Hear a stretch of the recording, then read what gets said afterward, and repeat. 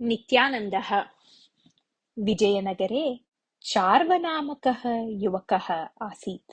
सः अत्यन्तं श्रद्धया कार्यं करोति स्म। सः नूतनविषयान् ज्ञातुम् अत्युत्सुकः आसीत्। अन्येषां वचनानि कदापि तस्मिन् कोपं न जनयन्ति स्म। सर्वदा सः हसन् एव भवति स्म इति कारणतः तं जनाः नित्यानन्दः इत्येव आह्वयन्ति स्म। रोगात् सद्यो विमुक्तः प्रारब्धनामकः कश्चन धनिकः विश्रान्तिनिमित्तं तत् नगरम् आगतवान्। सः तस्मिन् नगरे बृहत् गृहं भाटकार्थं स्वीकृतवान्। स्वकार्यनिमित्तं सः सेवकनियोजनं कृतवान्। तस्य गृहं प्रतिदिनं नगरस्य प्रमुखव्यक्तयः आगच्छन्ति स्म। प्रारब्धः सर्वदा आतङ्कम् अनुभवति स्म। तद्दृष्ट्वा कश्चित् तम् एवं सूचितवान्, एतस्मिन् नगरे चार्वकनामकः कश्चन नित्यानन्दः अस्ति। तं भवान् सेवकरूपेण स्वीकरोति चेत् सन्तोषेण स्थातुं शक्नोति इति। तां सूचनाम् अङ्गीकृत्य प्रारब्धः स्वस्य सेवार्थं चार्वकं नियोजितवान्। चार्वकः प्रारब्धस्य सेवां बहु सम्यक् करोति स्म। प्रारब्धस्य प्रकोष्ठः सर्वदा शुभ्रतया रक्षितः भवति स्म। तत्र आगताः सर्वेपि चार्वकस्य कार्यस्य श्लाघनं कुर्वन्ति स्म। परन्तु एतेन प्रारब्धस्य आतङ्कः किञ्चिदपि न्यूनः न अभवत्। अतः सः एकदा चार्वकं पृष्टवान्, अत्यन्तं धनिकः सन् अहम् आतङ्केन जीवनं कुर्वन् अस्मि। सर्वदा कार्यमग्नः सन् भवान् नित्यानन्दः अस्ति। भवतः आनन्दस्य रहस्यं किम् इति। तदा चार्वकः उक्तवान्, एतस्मिन् प्रपञ्चे आनन्दात् श्रेष्ठतरम् अन्यत् किमपि नास्ति इति भाति मम। भवतः आतङ्कस्य कारणमेव मया न ज्ञायते इति। तच्छ्रुत्वा प्रारब्धः उक्तवान्, बाल्ये अहम् एवं न आसम्। केवलैः 100 रूप्यकैः अहं वाणिज्यस्य आरम्भं कृतवान्। अहम् अद्य कोट्यधीश्वरः अस्मि। महता रोगेण पीडितः अहं वैद्येन सूचितः अस्मि यत् वासस्थलपरिवर्तनं करणीयम् इति। मम बान्धवाः सर्वाणि कार्याणि वयमेव पश्यामः। भवान् परस्थले विश्रान्तिं स्वीकरोतु इति उक्त्वा माम् अत्र प्रेषितवन्तः। यद्यपि सर्वे बान्धवाः मम सन्ति, तथापि मया सह कोऽपि नास्ति इत्येतत् एव मम दुःखस्य कारणम् इति। तदा चार्वकः उक्तवान्, एषः तु सन्तोषस्य एव विषयः। भवतः बान्धवाः भवन्तं बहु प्रीत्या पश्यन्ति। एवं स्थिते किं खेदेन इति। स्वजनाः एव यदि मम सेवां कुर्वन्ति तर्हि सा तृप्तिः अन्या एव भविष्यति खलु इति प्रारब्धः उक्तवान्। भवान् प्रतिदिनं मम कृते 10 रूप्यकाणि ददाति। तत्कारणतः भवतः गृहजनाः प्रतिदिनं सहस्राधिकरूप्यकाणि सम्पादयन्ति।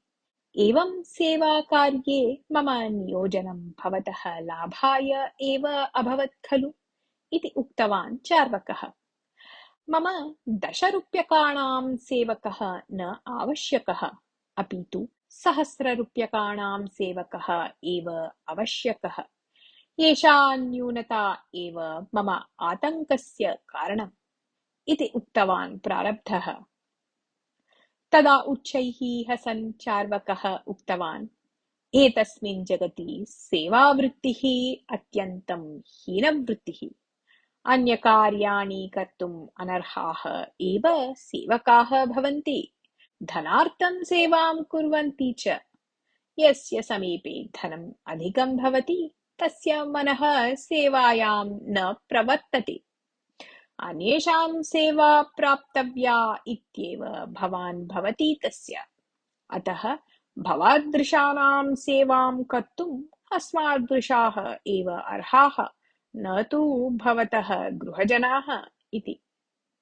तदा प्रारब्धः पृष्टवान्, भवान् सेवाकार्यं हीनवृत्तिः इति वदन् ताम् एव कुर्वन् अपि अत्यन्तं सन्तुष्टः अस्ति।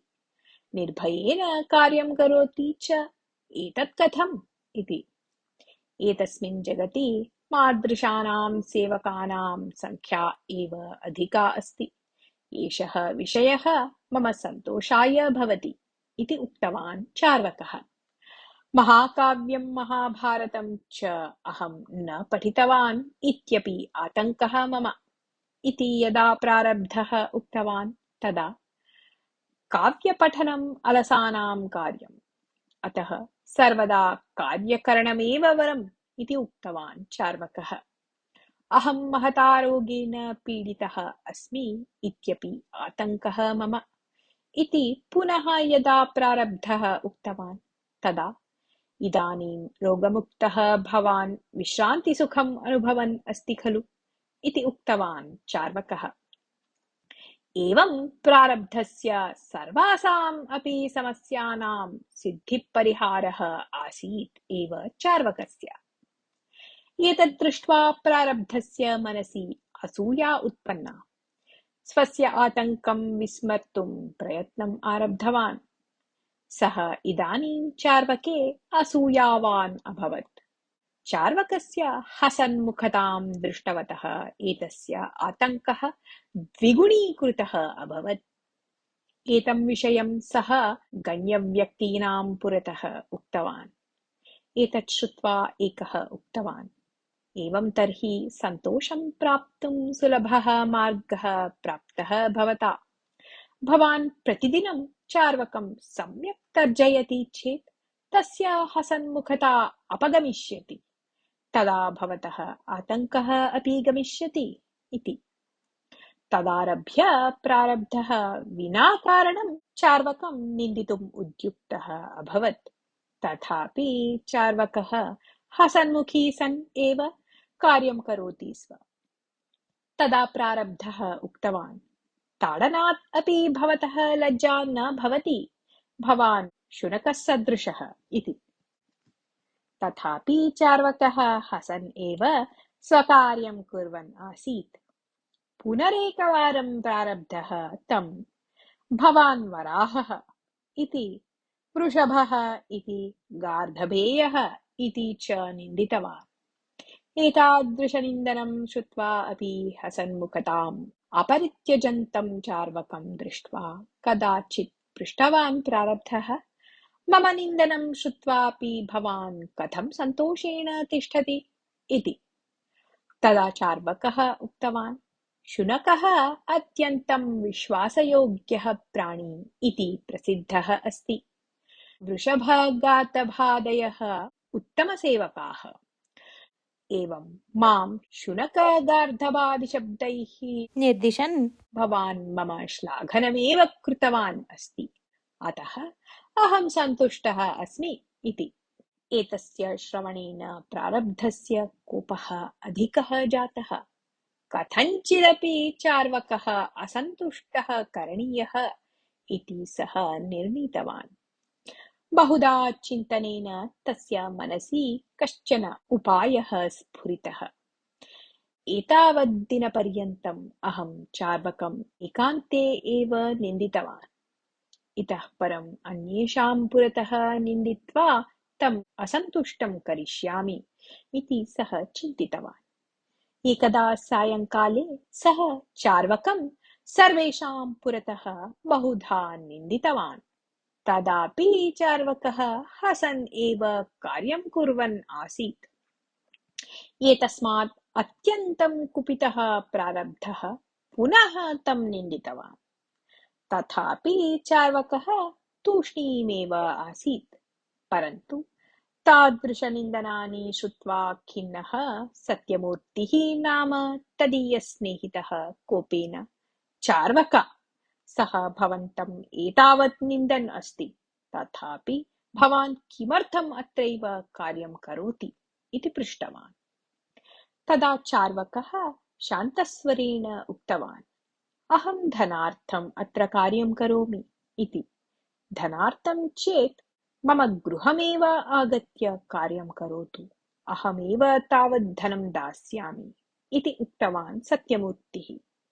तदा चार्वकः उक्तवान्, मम स्वामी मम कार्यम् इच्छति, सः मां बहुधा निन्दति चेदपि कदापि कार्यं त्यक्त्वा गच्छतु इति तु न उक्तवान्, अतः अन्यगृहगमनं धर्मसम्मतं न इति। निन्दकस्य गृहे एव कार्यं कर्तुं भवान् इच्छति वा इति पृष्टवान् सत्यमूर्तिः।